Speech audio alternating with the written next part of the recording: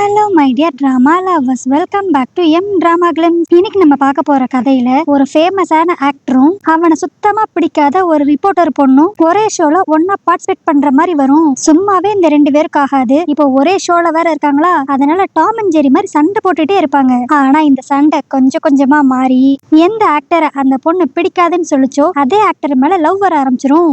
அதுக்கு அடுத்து இவங்க ரெண்டு பேரும் அவங்க லவ் எப்படி சொல்லிக்கிட்டாங்க, எப்படி சேர்ந்தாங்க அப்படிங்கிறது எல்லாத்தையுமே இந்த ஃபுல் டிராமா பத்தி தெரிஞ்சுக்கலாம். இதே மாதிரி நிறைய வீடியோஸ் வேணும்னா மறக்காம சேனல் சப்ஸ்கிரைப் பண்ணுங்க, இன்ஸ்டாகிராம்ல ஃபாலோ பண்ணிக்கோங்க. வாங்க கைஸ், நம்ம இன்னைக்கு கதைக்குள்ள போகலாம். இப்போ எடுத்தோனையும் ஒரு பொண்ணு ஒரு பையன் அப்படியே வளைச்சு போட்டோ எடுத்துக்கிட்டு இருப்பான். சரி, ஏதோ ஃப்ரெண்ட்ஸ் போல நைட் டைம் போட்டோ எடுத்துக்கிட்டு இருக்காங்க அப்படின்னு நினைச்சா, போட்டோ எடுத்துக்கிட்டு இருக்கப்பே அந்த பொண்ணு லைட்டா அந்த பையனுக்கு சிக்னல் கொடுத்து அந்த சைடு இருக்கவங்கள எடு அப்படிங்கிற மாதிரி சொல்லுவா. உடனே அந்த பையனும் அப்படியே நைஸா அவனோட கேமராவோட ஆங்கிளை மாத்தி அங்க வேற ரெண்டு பேர் ஜோடியா உட்காந்துருப்பாங்களா, அவங்கள போட்டோ எடுத்துக்கிட்டு இருப்பான். இதை பண்ணிக்கிட்டு இருக்கப்பயே நடுவுல பல்கா ஒருத்தன் வந்து ஒழுங்கு மரியாதையா போட்டோ எடுக்கிறது நிப்பாட்டு அப்படிங்கிற மாதிரி சொல்லுவான். இப்போ அந்த பாடி கார்டை பார்த்தனையும் இவங்க ரெண்டு பேரும் எதுவும் பிரச்சனையா, நாங்க சும்மா டூரிஸ்டுங்க, இந்த கிளைமேட் என்ஜாய் பண்ணிக்கிட்டு இருக்கோம், எங்களால உங்களுக்கு எந்த தொந்தரவும் இருக்காது அப்படிங்கிற மாதிரி அந்த பொண்ணு சொல்லுவா. அதுக்கு அந்த பாடி கார்டு உடனே, ஓ அப்படியா, அப்பனா நீ எந்த ஊர்ல இருந்து இங்க வந்திருக்கீங்க அப்படின்னு கேட்பான். அதுக்கு அந்த பொண்ணு ஜப்பானும்பா, இவன் கொரியாம்பா, இந்த மாதிரி மாறி மாறி பேசி வளருவாங்க.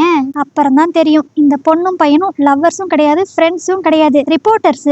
இங்க வந்து நைஸா போட்டோ எடுக்கிற மாதிரி எடுத்து அங்க பக்கத்துல இருக்கிற இன்னும் ரெண்டு ஆக்டர்ஸ பத்தின டேட்டிங் ரூமர்ஸை கலெக்ட் பண்றதுக்கு தான் இங்க வந்திருப்பாங்க. இதனால அந்த பாடி கார்டு இவங்க கிட்ட இருந்து எப்படியாண்டு கேமரா வாங்கலான்னு ரொம்ப போராடுவான். ஆனா இதெல்லாம் பொறுத்துக்க முடியாத அந்த பொண்ணு இப்போ அந்த பாடி கார்டு மூஞ்சில ஒரு குத்தி விட்டுருவா.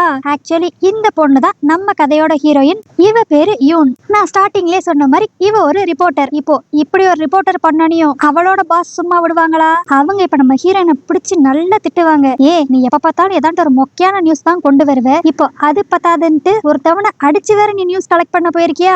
உன்னால இப்ப கம்பெனிக்கு பெரிய ப்ராப்ளம். அந்த ஆக்டரும் அவனோட பாடி கார்டும் நம்ம கம்பெனி மேல கேஸே போட ரெடியா இருந்தாங்க. அப்புறம் நான் தான் நீ எடுத்த அந்த லூசுத்தனமான போட்டோஸ்லாம் அவங்க கிட்டே கொடுத்துட்டு இனிமேல் இந்த மாதிரி தப்பு நடக்குதுன்னு சொல்லிட்டு வந்திருக்கேன். இனியதான் உன் மேல கம்ப்ளைண்ட் வந்துச்சு, நான் வேலையை விட்டே தூக்கிடுவேன் அப்படிங்கிற மாதிரிலாம் அந்த பாஸ் நம்ம ஹீரோயினை பிடிச்சி காய்ச்சி பூச்சுன்னு கத்துவாங்க. ஆனா இது எதையுமே நம்ம ஹீரோயின் காதுல வாங்கிக்காம, நான் தான் ஆரம்பத்துல இருந்தே சொன்னேன்ல, என்னால இந்த மாதிரி தேடிலாம் போய் ரிப்போர்ட்ஸ் கலெக்ட் பண்ண முடியாது. என்னோட ஆசையே நம்ம மேகசின்ல நல்ல ஒரு ஸ்டோரி பப்ளிஷ் பண்ணணும். அதனால நீங்க மனசு வச்சு என்ன ஒரு ஸ்டோரி ரைட்டரா ப்ரமோட் பண்ணீங்கன்னா இன்னும் நல்லா இருக்கும் அப்படிங்கிற மாதிரி ஐஸ் வச்சு பாப்பா. ஆனா அந்த பாஸா, ஏற்கனவே உன் மேல பல கம்ப்ளைண்ட்ஸ் இருக்கு, கொடுக்குற வேலையை போய் ஒழுங்கா பாரு அப்படின்ட்டு பத்தி விட்டுருவாங்க.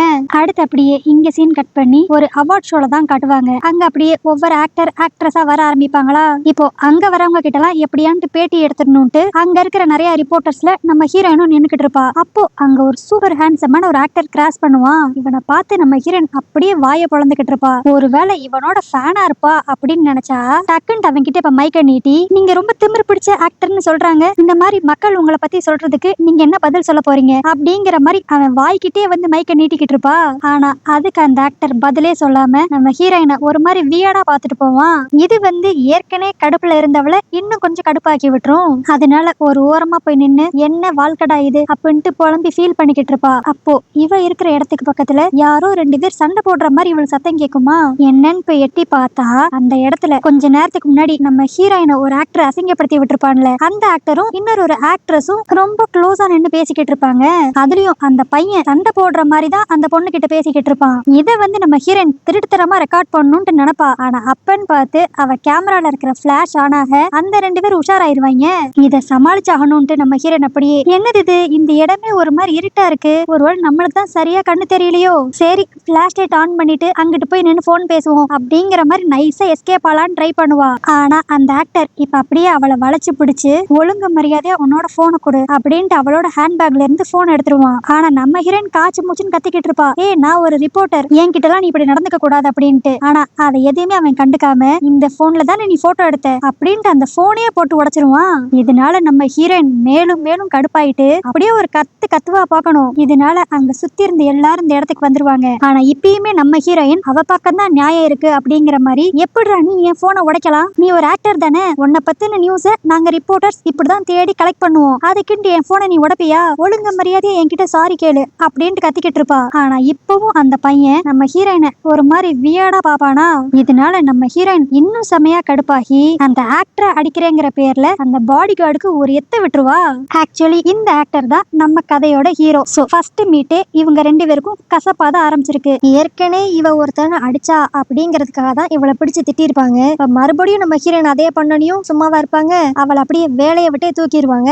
இப்படி வேலையை விட்டு தூக்கிட்டாங்கன்னு நம்ம ஹீரோயின் அப்படியே சரக்கடிச்சு அவ ஃப்ரெண்ட்ஸ் கிட்ட புலம்பிக்கிட்டு இருப்பா. இருந்த உருப்படியான ஒரு வேலையும் போச்சு, இதை வச்சே நான் எப்படியான்ட்டு ஸ்டோரி ரைட்டர் ஆகலான்ட்டு யோசித்தேன், இனி அதுக்கும் வழி இல்ல அப்படிங்கிற மாதிரிலாம் அவ புலம்புறப்ப அப்ப அவளோட ஃப்ரெண்டு சொல்லுவான், நீ ஏன் பேசாம அந்த ஆக்டர் கிட்ட போய் மன்னிப்பு கேட்க கூடாது? நீ மட்டும் அவன் கிட்ட சாரின்னு சொல்லி கேட்டு அவன் உன்னை மன்னிச்சிட்டான்னு வச்சுக்கோவே, ஈஸியா திரும்பி உன்னோட கம்பெனிலையும் உன்னை வேலைக்கு எடுத்துக்குவாங்க அப்படிங்கிற மாதிரிலாம் அவன் ஐடியா கொடுப்பான். ஆனா நம்ம ஹீரோயினா முடியவே முடியாது, நான் சம்பாதிக்காம எனக்கு வேலை வெட்டி இல்லாம என் கையில காசு இல்லாம நான் பசியில செத்தே போனாலும் போவேனே தவிர்த்து அவன் கிட்ட சாரி கேட்டு எனக்கு ஒண்ணு என் வேலையை தக்க வச்சுக்கணும்னு அவசியமே இல்லை அப்படி இப்படின்ட்டு குடி போதில என்னென்னமோ வளருவா. ஆனா அடுத்த நாள் காலையில பார்த்தா வெக்கமே இல்லாம நம்ம ஹீரோ முன்னாடி போய் நின்னுக்கிட்டு, நேத்து ஏதோ ஒரு பதட்டத்துல அப்படிலாம் நடந்துருச்சு, நடந்தது எதையும் நீங்க பெருசா எடுத்துக்க மாட்டீங்கன்னு நினைக்கிறேன் அப்படிங்கிற மாதிரி பொய்யா சிரிச்சு அவன் கிட்ட சாரி கேட்டுக்கிட்டு இருப்பா. ஆனா இவளை பார்த்தனையும் அந்த பாடி கார்ட் செமையா பயப்படுவான். ஆனா இதுவே நம்ம ஹீரோ, வாவ் இன்னைக்கு என்டர்டைன்மெண்ட்டுக்கு ஒரு செம பீஸ் மாட்டியிருக்கு அப்படிங்கிற மாதிரி அவளை பார்த்து நக்கலா சிரிச்சுக்கிட்டு இருப்பான். இப்ப சிரிச்சது மட்டும் இல்லாம அங்க சாரி கேட்டுக்கிட்டு இருக்க நம்ம ஹீரோயினை போட்டு படாத பாடுபடுத்துவான். நீ என்ன இப்படி ஸ்ட்ரைட்டா நின்று சாரி கேட்டுக்கிட்டு இருக்க, இன்னும் கொஞ்சம் பெண்ட் பண்ணி நில்லு, அதே மாதிரி சாரி தானே கேக்குற, ஏன் வளவளவலன்ட்டு பேசுற, ஷார்ட் அண்ட் ஸ்வீட்டா கேளு அப்படி இப்படின்ட்டு மன்னிப்பு கேட்க வந்தவளை போட்டு படாத பாடுபடுத்துவான். ஆனா கடைசியில எப்படியோ சரி போ உன்னை மன்னிச்சிட்டேன் அப்படிங்கிற மாதிரி சொல்லுவான். இதை கேட்டனையும் அவ அப்படியே சந்தோஷத்துல, அப்பாடா எனக்கு என் வேலை திரும்பி கிடைச்சிரும் அப்படின்ட்டு ரொம்ப குஷியா இருப்பாளா. ஆனா அப்பா அவளை பார்த்து நம்ம ஹீரோ, வெயிட் பண்ணு, நான் உன்னை மன்னிச்சிட்டேன்னு தான் சொன்னேன், ஆனா அதுக்குன்ட்டு உன் வேலை உனக்கு திரும்ப கிடைக்கும்ட்டு நான் சொல்லவே இல்லையே, மன்னிப்பு வேற டிபார்ட்மெண்ட், வேலைங்கிறது வேற டிபார்ட்மெண்ட் அப்படின்ட்டு இப்ப நம்ம ஹீரோயினை திரும்பியும் கலாய்க்கிற மாதிரி பேசுவான்.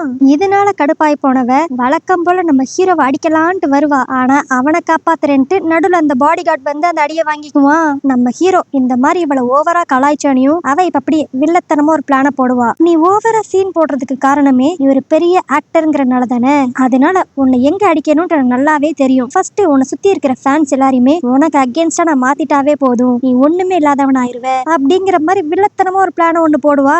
அதனால ஃபர்ஸ்ட் ஸ்டெப்பா சோசியல் மீடியால அவனை பத்தி தப்பு தப்பா போடுறது, இல்லனா அவனை திட்டி போடுறது, இந்த மாதிரி அவ பண்ணிக்கிட்டு இருப்பா. இதனால மித்தவங்க இவளுக்கு சப்போர்ட் பண்ணி அவங்களும் அவனை சேர்த்து திட்டுவாங்கன்னு இவன் நினைப்பா. ஆனா கடைசியில எல்லாம் பேக் ஃபேர் ஆகி நம்ம ஹீரோவோட ஃபேன்ஸ் எல்லாரும் இவளை கழுவி ஊத்த ஆரம்பிச்சிருவாங்க.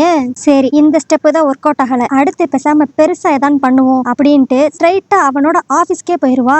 அதுவும் போனவ இந்த ஹீரோ ஒளிக அப்படிங்கிற மாதிரி எழுதி ஒரு போர்டை வேற மாட்டிட்டு போவா. ஆனா இதெல்லாம் பார்த்த அங்க இருந்து நம்ம ஹீரோவோட ஃபேன்ஸ், என்னது இப்படி ஒரு போர்டை மாட்டிட்டு வந்திருக்க, ஒழுங்கு மரியாதை இங்க இருந்து ஓடிரு அப்படிங்கிற மாதிரி மிரட்டுவாங்களா. அதனால நம்ம ஹீரோயின் முன் வாசல் வழியா போனாதானே பிரச்சனை, பேசாம பின் வாசல் வழியா போவோம் அப்படின்ட்டு பேக் சைடு வழியா வந்தா அங்க நம்ம ஹீரோவோட கேரவன் இருக்குமா. சரி ஃபர்ஸ்ட் இதை அட்டாக் பண்ணுவோம் அப்படின்ட்டு இந்த ஜுன்னுங்கிற ஆக்டர் ஒரு திமிரு பிடிச்சவன் அப்படிங்கிற மாதிரி அங்க எழுதிக்கிட்டு இருப்பாளா. ஆனா எழுதிட்டு திரும்பி பார்த்தா அந்த கேரவன் பக்கத்துலதான் நம்ம ஹீரோவோட எல்லா ஃபேன்ஸும் நின்றுப்பாங்க. அவ்வளவுதான், அவங்க எல்லாரும் நம்ம ஹீரோயினை புரோட்டாவை பிச்சு போடுற மாதிரி நல்லா பிச்சு எடுத்துருவாங்க. இப்ப காயத்தோட வீட்டுல வந்து கடுப்பா உட்காந்துருப்பாளா. அப்பா அவன் ஃப்ரெண்டு, இந்த நியூஸ பாத்தியா அப்படிங்கிற மாதிரி இப்ப டிவி ஆன் பண்ணுவான். அதுல பார்த்தா நம்ம ஹீரோயின் தான் இப்ப ஹார்ட் ஆஃப் தி டாபிக்கே. இந்த மாதிரி ஜுன்னுங்கிற ஆக்டரை இந்த பொண்ணு 2-3 தடவை அட்டாக் பண்ண ட்ரை பண்ணிருக்கு.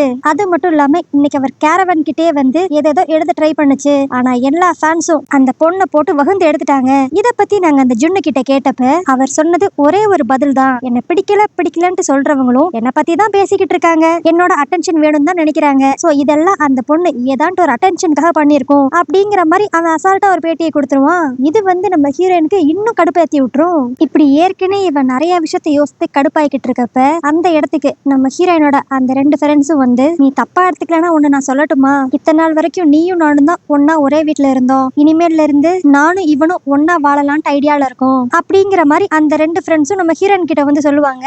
என்னன்னா அந்த பொண்ணும் அந்த பையனும் இப்ப லவ் பண்றாங்க போல, அதனால அவங்க 2 பேரும் ஒரே வீட்டுல இருக்கணும்னு நினைக்கிறாங்க. பட் இன்னொரு பக்கம் நம்ம ஹீரோயினை பார்த்தா அவளுக்கு இப்ப வேலை போயிருச்சு, தங்கறதுக்குன்னு இருக்கிற இடம் அந்த ஃப்ரெண்டோட இடம் மட்டும்தான், இப்ப அங்க இருந்து போகணும்னா அடுத்து அவளுக்கு போறதுக்கு இடமே இருக்காதுல்ல. இதனால எல்லா எல்லா பிரச்சனையும் நினைச்சு நம்ம ஹீரோயின் செமையா குடிச்சுக்கிட்டு இருப்பா. அடுத்து அப்படியே இங்க சீன் கட் பண்ணி அடுத்த நாள் காலையில தான் காட்டுவாங்க. நம்ம ஹீரோயினுக்கு ஏதோ ஒரு போன் கால் ஒண்ணு வருமா, அதனால வெளியே யாரையோ பாக்குறதுக்காக அவ அவசரமா கிளம்புவா. அங்க போய் பார்த்தா ஏதோ ஒரு ஷோவோட டைரக்டர் வந்து உட்காந்துருப்பான். அவன் வந்துட்டு, இப்ப நீங்களும் அந்த ஜுன்னும் தான் ஹாட் ஆஃப் தி டாபிக்கா இருக்கீங்க, அதனால நான் உங்களை வச்சு ஒரு ஷோ பண்ணலான் இருக்கேன். அதாவது அந்த ஷோல நம்ம என்ன காட்ட போறோம்னா, அவரோட ஆன்டி ஃபேனா இருக்கிற நீங்க அவர் கூடயே ஸ்டே பண்ணி ஒரு ஃப்ரெண்டாவும் அவரோட அசிஸ்டண்டாவும் கூடயே இருந்து அவரோட கேரக்டரை அனலைஸ் பண்ணி கடைசியா உங்களுக்கும் அவருக்கும் செட் ஆகுதா இல்லையா அப்படிங்கிற மாதிரி காட்டுற ஷோ தான் இது. இது ஒரு ஃபன்னான ரியாலிட்டி ஷோ. இதை நீங்களும் அந்த ஜுன் ஆக்டரும் சேர்ந்து பண்ணீங்கன்னா செம்ம ரீச் இருக்கும் அப்படிங்கிற மாதிரி சொல்லுவான். ஆனா நம்ம ஹீரோயின் பிடிச்சு திட்டி விட்டுருவா. யோ, நான் இப்ப இருக்கிற நிலைமை காரணமே அவன் தான், நீ அவன் கூட இப்படி ஒரு ஷோ பண்றதுக்கு என்கிட்ட வந்து கேக்குறியா அப்படின்ட்டு. இதுவே இன்னொரு பக்கம் நம்ம ஹீரோவை தான் காட்டுவாங்க. இப்போ அவனோட கம்பெனில இருந்து அவனுக்கு புதுசா ஒரு அட்வர்டைஸ்மெண்டோட ஸ்கிரிப்ட் ஒன்று கொடுப்பாங்க. ஆனா இதை பார்த்து நம்ம ஹீரோ இதை நான் பண்ண மாட்டேன் அப்படின்ட்டு மறுப்பான். ஏன்னா இந்த அட்வர்டைஸ்மெண்ட் இதுக்கு முன்னாடி ஜோங்கிற ஒரு ஆக்டர் தான் பண்ணிருப்பான். ஆனா இப்போ அவனோட கான்ட்ராக்ட முடிச்சிட்டு நம்ம ஹீரோவை அதுல நடிக்க சொல்லலான் இருக்காங்க.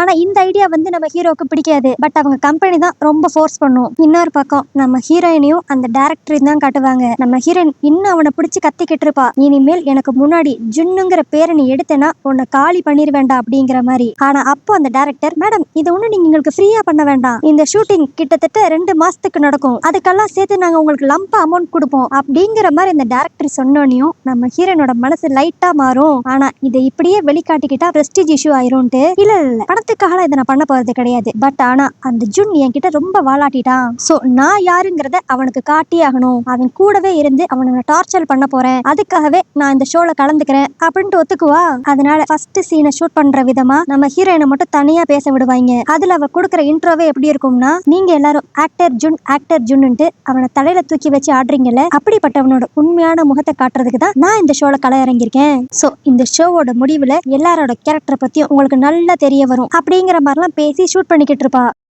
இப்போ அடுத்த சீனா நம்ம ஹீரோ ஹீரோயின் 2 பேரையுமே ஒரே ஃப்ரேம்ல உட்கார வச்சு ஏதான் பேசுங்க அப்படிங்கிற மாதிரி அந்த டைரக்டர் சொல்லுவாரு. ஆனா இவங்க 2 பேரும் வழக்கத்துக்கு மாறா ரொம்ப அமைதியாவே இருப்பாங்க.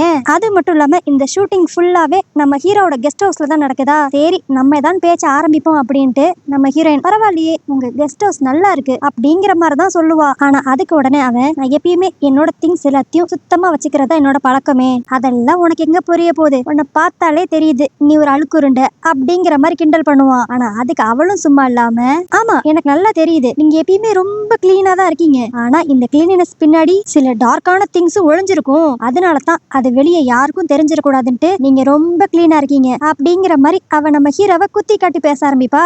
சோ இந்த மாதிரியே 2 பேரும் மாறி மாறி வம்பளுக்கிற மாதிரி பேசுவாங்களா. இதுல நம்ம ஹீரோயின் தான் செம கடுப்பாகி வழக்கம் போல நம்ம ஹீரோவை அடிக்கிறதுக்கு ரெடி ஆயிருவா. ஆனா இதெல்லாம் பார்த்த அந்த ஷோவோட டைரக்டருக்கு செம சந்தோஷமா இருக்கும். வா, இவங்க 2 பேத்தையும் ஒன்னா போட்டாவே போதும், நம்மளுக்கு செம கண்டென்ட் கிடைக்கும்டா அப்படிங்கிற மாதிரி. இப்போ இந்த ஷோவோட கான்செப்ட் படி நம்ம ஹீரோயின் நம்ம ஹீரோவோட ஆன்டி ஃபேனாவும் இருக்கணும், பிளஸ் அவனோட அசிஸ்டன்டாவும் இருக்கிற மாதிரி தான் கான்செப்டே. அதனால ஒரு அசிஸ்டன்டா நீ தான் அவனை எல்லா இடத்துக்கும் கார்ல கூட்டு போகணும், உனக்கு கார் ஓட்ட தெரியும்ல, இந்தா இப்ப நாங்க சொல்ற இடத்துக்கு நீ போற மாதிரி போ, நாங்க அதெல்லாம் ரெக்கார்ட் பண்ணுவோம் அப்படிங்கிற மாதிரி சொல்லி சாவியை தான் கொடுத்திருப்பாங்க. ஆனா கொஞ்ச நேரத்திலே டமால்னு ஒரு சத்தம் கேட்கும். என்னன்னு பார்த்தா பார்க்கிங் ஏரியாலேயே நம்ம ஹீரோயின் ஒரு ஆக்சிடென்ட் பண்ணிடுவா. இதனால நம்ம ஹீரோ அப்படியே பயந்து போய் அந்த காருக்குள்ள உட்காந்துருக்க.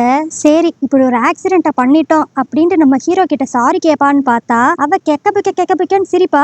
என்ன ஃபேமஸான ஆக்டர் இப்படி பயந்து போய் உட்காந்துருக்கீங்க, பயப்படாதீங்க இது ஒரு சின்ன ஆக்சிடென்ட் தான், இதனால உங்களுக்கு எதுவும் ஆகாது அப்படிங்கிற மாதிரிலாம் அவ நார்மலா தான் பேசுவா. ஆனா நம்ம ஹீரோ இப்ப செமையா கடுப்பாகி, இப்படி ஒரு ஆக்சிடென்ட் பண்ணிட்டு வெக்கம் இல்லாம சிரிக்கிற நீ, உனக்குலாம் முத கார் ஓட்ட தெரியுமா தெரியாதா, எவன் தான் உனக்கு லைசன்ஸ் கொடுத்தானோ அப்படி இப்படின்ட்டு நல்லா கத்தி விட்டுருவான். இதனால நம்ம ஹீரோயினுக்கே ஒரு மாதிரி மனசு கஷ்டமாயிருமா. சரி என்னதான் இருந்தாலும் நான் சிரிச்சிருக்க கூடாது, நான் பண்ணது தப்பு தான் அப்படிங்கிற மாதிரி நம்ம ஹீரோ கிட்ட சாரி கேட்கறதுக்காக வருவா. ஆனா இவ இந்த மாதிரி சின்சியரா சாரி கேட்கறத நம்ம ஹீரோ ஃபன்னா எடுத்துட்டு கலாய்க்க ஆரம்பிச்சிருவான். என்ன இப்படி ஒரு ஆக்சிடென்ட் பண்ணிட்டோம், அதனால திரும்பி நம்மளுக்கு எதுவும் பிரச்சனை வந்துருமோ அப்படிங்கிற பயத்துல என்கிட்ட வந்து நடிச்சுக்கிட்டு இருக்கியா, ஆனா சொல்லக்கூடாது என்னை விட நீ சூப்பரா தான் நடிக்கிற அப்படின்ட்டு வம்பளுக்க ஆரம்பிப்பான்.